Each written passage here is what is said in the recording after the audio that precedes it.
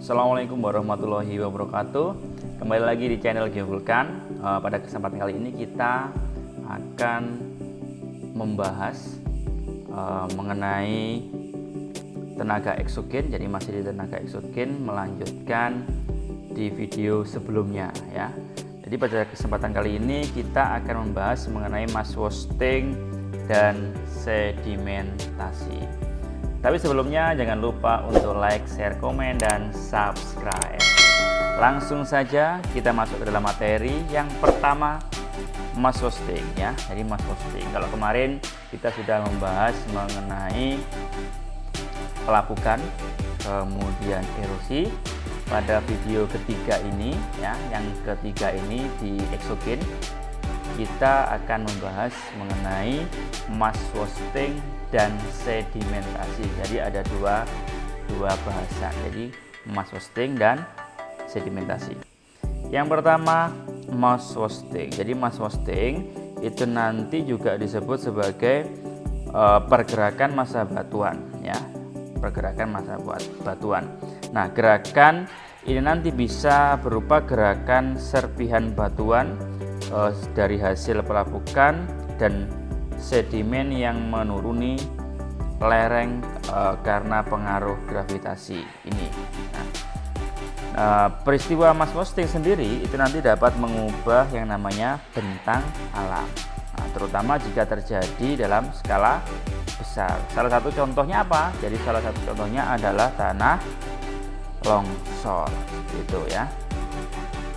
Nah, jadi di sini saya juga akan membahas mengenai faktor yang menyebabkan terjadinya proses mass wasting. Yang pertama adalah kemiringan lereng ya. Jadi semakin besar kemiringan lereng ya, itu nanti semakin besar juga kemungkinan terjadi yang namanya mass wasting. Tuh. Kemudian yang kedua, faktor yang kedua adalah pengaruh gravitasi. Nah, jadi semakin besar kemiringan lereng tadi, semakin besar pula komponen gravitasi yang bekerja sejajar lereng, sehingga itu nanti benda-benda semakin cenderung menuruni lereng ya. Kemudian faktor yang ketiga adalah pengaruh air. Nah, jadi keberadaan air itu nanti juga dapat menambah beban pada lereng. Nah, sehingga material batuan dan tanah itu nanti menjadi tidak stabil itu ya. Jadi tiga faktor yang menyebabkan terjadinya mass wasting. Yang pertama tadi adalah kemiringan lereng, kemudian pengaruh gravitasi dan pengaruh air. Nah, di sini ada yang namanya jenis-jenis mass wasting ya. Jadi jenis-jenis mass wasting. Yang pertama adalah rayapan tanah atau disebut sebagai soil script ya. Jadi pada rayapan tanah ini proses gerakan tanah itu nanti terjadi sangat lambat. Nah, jadi pada rayapan tanah itu nanti proses gerakan tanahnya terjadi secara lambat. Nah, jadi ditandai dengan pembengkokan lapisan batuan ya. Nanti kita juga bisa melihat tiang telepon. Nanti biasanya tiang telepon itu nanti miring, yang awalnya tegak lurus kemudian miring ya. Itu salah satu ciri terjadinya rayapan tanah. Kemudian pagar nanti juga bisa.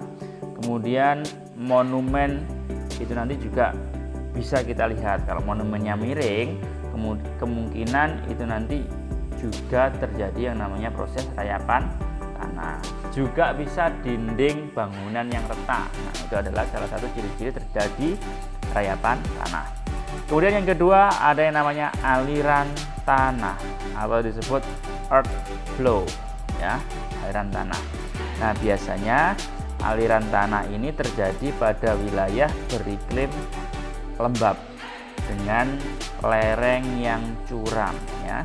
Jadi fenomena ini itu nanti terjadi dalam beberapa jam dan menghasilkan timbunan material berbentuk seperti undakan. Itu adalah ciri dari aliran tanah atau disebut sebagai earth flow.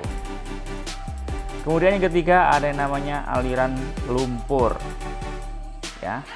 Jadi fenomena ini itu nanti berupa lumpur yang mengalir kemudian menuruni lereng pada daerah perbukitan atau juga pegunungan. Nah, jadi aliran lumpur itu nanti dapat terjadi pada perbukitan atau pegunungan. Selanjutnya yang keempat ada yang namanya tanah longsor atau disebut sebagai landslide. Ya, jadi tanah longsor itu nanti massa batuan yang meluncur dengan cepat ke bawah dengan sedikit atau tanpa aliran material, itu adalah tanah longsor.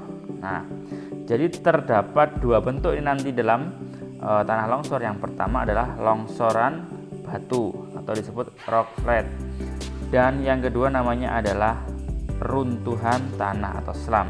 Ya, jadi longsoran batu itu nanti berupa massa batuan induk yang meluncur turun pada bidang miring yang rata, ya, seperti patahan. Ini adalah yang longsoran batu.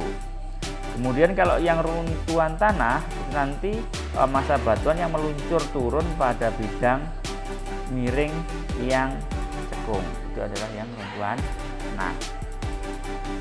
Selanjutnya yang terakhir, yang kelima ada yang namanya guguran batu atau rockfall, ya, guguran batu rockfall. Nah, jadi fenomena ini berupa massa batuan yang menggelinding, ya, atau jatuh bebas dari sebuah tebing curam. Ya, otomatis prosesnya ini terjadi secara cepat, gelinding soalnya, ya, menggelinding.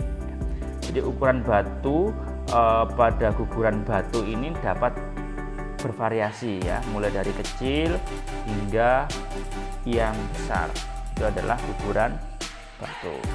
Tuh. Selanjutnya, kalau ini tadi kita membahas mengenai yang namanya mass roasting, sekarang kita membahas yang terakhir dari tenaga eksogen, yakni pengendapan atau sedimentasi. Nah, jadi pengendapan atau sedimentasi ini nanti dibedakan bermacam-macam, ya. Jadi bisa berdasarkan tenaga alam yang mengangkutnya, juga berdasarkan tempat pengendapannya. Yang pertama kita bahas mengenai sedimentasi berdasarkan tenaga alam yang mengangkutnya. Yang pertama adalah sedimen akuatis.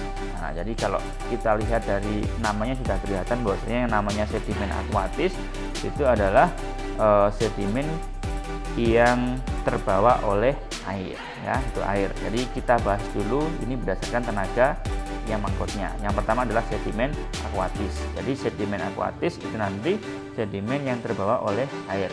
Kemudian yang kedua ada yang namanya sedimen aeolis. Nah, jadi kalau sedimen aeolis itu nanti sedimen yang terbawa oleh angin. Yang ketiga ada yang namanya sedimen marin, ya, sedimen yang terbawa oleh air laut, itu adalah sedimen marin.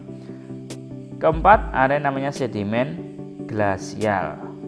Jadi kalau glasial itu nanti sedimen yang terbawa oleh gletser atau es. Itu adalah pengendapan atau sedimentasi berdasarkan tenaga pengangkutnya. Kemudian pengendapan atau sedimentasi berdasarkan tempat pengendapannya. Nah, yang pertama ada yang namanya sedimen fluvial. Nah, jadi sedimen fluvial itu nanti sedimen yang pengendapannya atau mengendapnya itu nanti di sungai, itu adalah sedimen fluvial. Kemudian kalau yang kedua ada yang namanya sedimen terrestris, ya, jadi sedimen yang mengendap di darat, ya. Yang ketiga ada yang namanya sedimen limnis, ya, jadi kalau limnis itu nanti dia mengendapnya berada di danau atau rawa. Yang keempat ada yang namanya sedimen marin. Kalau marin tadi mengendapnya di laut. Yang kelima, yang terakhir adalah sedimen glasial, yaitu sedimen yang mengendap di daerah es. Nah, jadi itu adalah materi pada pembahasan video kali ini, yakni mengenai mass posting dan sedimentasi. Jangan lupa nantikan video selanjutnya ya, yang membahas mengenai pedosfer. Jadi teman-teman silahkan subscribe untuk mengikuti perkembangan channel Geovulkan, supaya nanti teman-teman bisa mengetahui update terbaru video dari channel Geovulkan. Sekian, terima kasih. Itu yang bisa saya sampaikan pada kesempatan kali ini. Assalamualaikum warahmatullahi wabarakatuh. See you next time.